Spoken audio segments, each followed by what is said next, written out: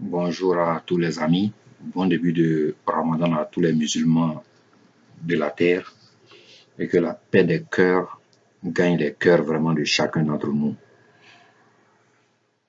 J'avais pas prévu faire une vidéo sur un communiqué du commissaire du gouvernement datant du 23 mai 2017.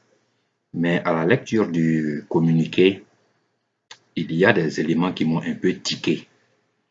Ce qui donc fait que je prends la parole pour essayer d'expliquer pourquoi le communiqué est un peu flou ou m'a fait tiquer beaucoup.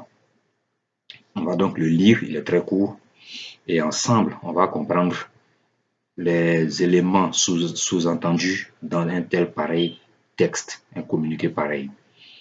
Donc, à l'occasion de la mutinerie survenue du 12 au 16 mai 2017, des militaires ont emporté des armes de guerre qui étaient entreposées dans une villa appartenant à M.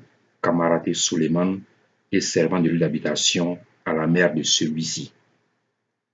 Le commissaire du gouvernement rappelle que la détention ou l'entreposage d'armes de première catégorie sont constitutifs d'infractions pénales prévues et punies par les articles 3, 5, 13 et 14 de la loi numéro 98-749 du 23 décembre 1998 portant répression des infractions à la réglementation sur certaines munitions et substances explosives et le décret numéro 99-183 du 24 février 1999 portant réglementation des armes et munitions. Tout militaire appréhendé en possession de telles armes ne constituant pas sa dotation légale sera radié des effectifs sans préjudice des sanctions pénales encourues allant d'une peine d'emprisonnement de 10 à 20 ans et d'une amende de 5 millions à 10 millions de francs CFA.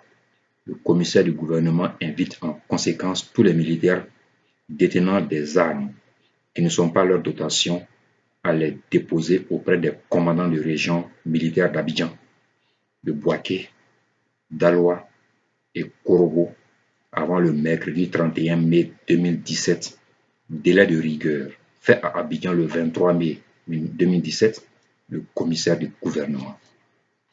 Tel est le communiqué qu'il adresse aux militaires mutins surtout. Moi, ce qui m'a fait tiquer dans le texte, ce n'est pas le rappel des différentes lois qui réglementent la possession d'armes de guerre ou de munitions de guerre.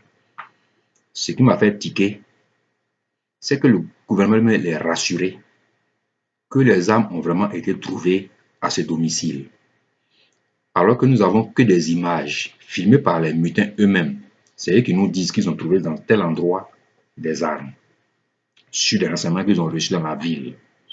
Bien, à mon humble avis, le commissaire du gouvernement ne peut pas s'appuyer sur des vidéos postées sur les réseaux sociaux pour décréter ou décider que les armes sont vraiment dans le lieu où on dit qu'on les a trouvées. Même si c'est le cas, il a déjà convoqué Kamaraté Suleiman pour l'écouter. On ne va jamais savoir ce qu'ils ont dit, car ça fait partie de la procédure de l'instruction, c'est toujours secret. Mais nous qui sommes au dehors, on se pose des questions. Kamaraté Suleiman est un civil. Sa maison dans laquelle on dit avoir trouvé les armes, c'est une maison de civil. À quel moment les armes ont-ils été entreposées là? L'enquête nous dira. Mais il y a un problème qui se pose. Quand tu demandes à des militaires, selon toi, qui ont emporté ces armes avec eux, de les retourner dans les centres de commandement des régions militaires que tu viens de citer dans le communiqué, cela veut dire que tu as l'assurance que tu as déjà la liste des armes qui ont été volées, car chaque arme est immatriculée. La même loi de Côte d'Ivoire nous dit que chaque arme, normalement, est immatriculée. Elle a été prise et renforcée en 2004 et après en 2007, après les accords de Ouaga, pour justement permettre le contrôle sur l'embargo, de l'embargo sur les armes. Donc, pour que tu sois sûr que les armes ont été retournées, tu vas confronter le retour des armes avec une liste qui est déjà dans ta main existante qui mentionne les numéros des armes qui étaient entreposées. On voit donc bien que le commissaire du gouvernement ne fait rien d'autre que de jeter de l'huile sur le feu. Ces armes ne vont jamais rentrer dans aucun camp. Il le sait. Et il ne fera rien. Lui-même, il le sait. C'est juste pour nous faire comprendre qu'il travaille. Parce que ça fait longtemps qu'il n'a pas agi. Le commissaire du gouvernement ne peut pas dresser un communiqué pareil sans en dresser aussi pour poursuivre les auteurs d'une mutinerie qui ont fait des morts d'hommes. La mutinerie dans l'armée est punissable, selon la loi de Côte d'Ivoire aussi. Normalement, le communiqué ne doit pas porter sur les armes qui ont été emportées au cours de la mutinerie, mais l'enquête doit être ouverte sur la mutinerie elle-même, s'il veut être vraiment sérieux. Mais il sait bien qu'en ouvrant une enquête sur la mutinerie, il sera contraint de juger les gens qui ont tué les autres au cours de la mutinerie. Il y a eu 4 morts. Il y a eu paralysie de l'économie. Donc, toute action qui va mener pour essayer d'établir la justice envers ceux qui ont été brimés par la mutinerie ne fera que ramener de l'huile sur le feu. J'ai déjà dit, deux camps se battent pour le pouvoir. Le camp de ceux qui sont avec Ado qui veulent prendre le pouvoir après lui et Soro Guillaume qui veut venir au pouvoir à sa manière comme il sait le faire. Ces armes ont été trouvées chez son chef de protocole. La mère même qui y vit, peut-être c'est pas que des armes étaient dans la maison où elle habitait. S'il a eu à stocker des armes aussi longtemps, car on nous dit que c'est des armes qui ont été sûrement acquises avant 2011, comment Kamaraté Suleiman, peut-il conserver des armes chez lui pendant plus de 7 ans, alors qu'il y a eu des mutineries avant? Jamais ils ne sont allés chercher ces armes. Soudain, pour une mutinerie qui ne dit pas son nom réellement, ils sont capables d'avoir des informations sur des armes. Si ils ont été informés sur ces armes maintenant, après janvier, deux choses peuvent expliquer. Soit les armes étaient ailleurs et ont été retirées pour être cachées chez Soul après la mutinerie de janvier. Car j'ai eu un rapport qui dit que depuis le début du mois de mai, fin avril, début mai, déjà dans les casernes, on avait commencé à réduire les stocks d'armes. Car on savait que quelque chose se préparait dans les camps. Donc pour ne pas que les mutins aient accès à ces armes, on avait commencé déjà à retirer des armes de certains camps de Côte d'Ivoire. Ce papier existe.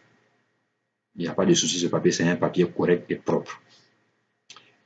Moi, à mon humble avis, ces armes qu'on a trouvées chez Soul to Soul, y ont été déposées. Soit il est au courant, ou soit à son insu. Mais la première option est la plus plausible. Qui a donc procédé au transfert des armes des camps militaires à ce monsieur? Et dans quel but? Parce que si c'était chez lui avant, en janvier déjà, les mutins auraient mis la main dessus. Mais c'est maintenant qu'ils disent qu'ils ont été informés que chez Soul to Soul, il y a des armes.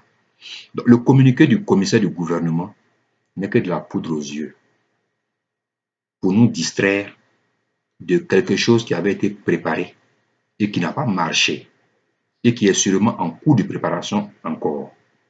J'ai déjà averti les Ivoiriens de se méfier beaucoup de ces temps-ci. 2020 n'est pas loin. Il y a des candidats qui n'ont aucun projet de société. Il y en a qui en ont un peu. Ceux qui n'ont aucun projet pour les Ivoiriens, mais qui veulent être président, vont toujours s'aimer la zizanie.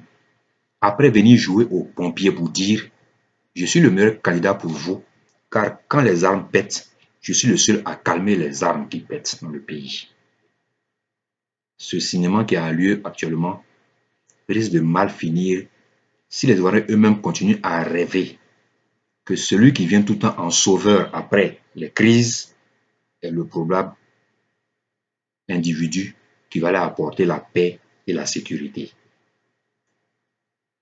Je l'ai dit, Ado lui-même ne maîtrise pas l'armée. C'est maintenant qu'il le comprend. Avec cette affaire d'armes qui a été découverte chez Soul to Soul, Kamaraté Suleiman, il est convaincu que dans son propre camp, il y a des gens qui manœuvrent pour que ça se passe mal à la fin de son mandat. De grâce, C'est vrai qu'on va prier pour la Côte d'Ivoire. C'est vrai. Mais la prière sans l'action n'aboutit jamais. On doit tous agir dans le sens d'éveiller les consciences des uns et des autres. Que quiconque candidat vient sans programme de société, mais avec des excuses de quand les armes pètent, je suis l'un des seuls qui puisse parler aux soldats qui sont mécontents pour les calmer. Donc, c'est le meilleur profil de président. Un pays qui choisit un président sur cette base finit toujours dans la misère. De grâce, chers compatriotes, le temps est au rassemblement. Le temps est à l'union des cœurs et des esprits. Le temps est à la compréhension de tout ce qui se trame en dessous. Ces âmes n'ont pas voyagé seules pour se retrouver chez Soul to Soul. Quelqu'un les y a déposées minutieusement et après les mêmes personnes ont indiqué aux mutins où trouver des armes pour faire face à la mutinerie qu'ils allaient déclencher au cas où, comme les armes ont déjà été retirées des camps militaires, ils avaient un arsenal capable de résister si jamais le pouvoir voulait passer par la force pour les déloger. C'est justement cette découverte d'armes qui a découragé le commando qui a été mis en place pour aller les déloger de Bouaké. Ils ont rapidement projeté sur les réseaux sociaux la cache d'armes et les armes qu'ils ont eu à découvrir. C'est ce qui a fait bloquer le gouvernement dans son entreprise de les déloger par la force. Et donc finalement de revenir à la proposition de celui qu'on connaît qui a proposé le dialogue. C'est bien malin de sa part, mais ceux qui réfléchissent un peu en politique comprennent où je vais en venir.